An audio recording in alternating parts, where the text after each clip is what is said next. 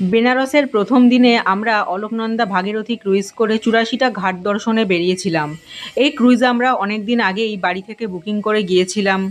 ঘাটে বসে বিকালের মনোরম দৃশ্য দারুণ লাগছিল। এক একটা করে ঘাট পরিক্রমা হচ্ছিল আর তারা সাথে সাথে এক্সপ্লেইনও করে দিচ্ছিল খুব সুন্দর করে। তারপরে বিখ্যাত সেই সন্ধ্যা আরতিও আমরা ক্রুজ থেকে প্রত্যক্ষ করেছিলাম। পরিবারের সবাই তো দারুণ আপ্লুত হয়ে গেছিল, যেটা এতদিন ধরে ওরা টিভিতে দেখেছে, তারা নিজের চোখে সামনে থেকে দেখতে পারবে বিশ্বাসই করতে পারেনি। তারপরে আমরা ক্রুজ থেকে নেমে ভাবলাম যে এখানকার বিখ্যাত কাশি চাট ভাণ্ডারের চাট না খেলেই নয়, তাই এই পটেটো চাট নিয়েছিলাম। তারপরে কিছুক্ষণ সন্ধেবেলায় কাশী বিশ্বনাথ ধামের বাইরের এই অপরূপ দৃশ্য দর্শন করে আমরা চলে গেছিলাম বেনারসি পান খেতে।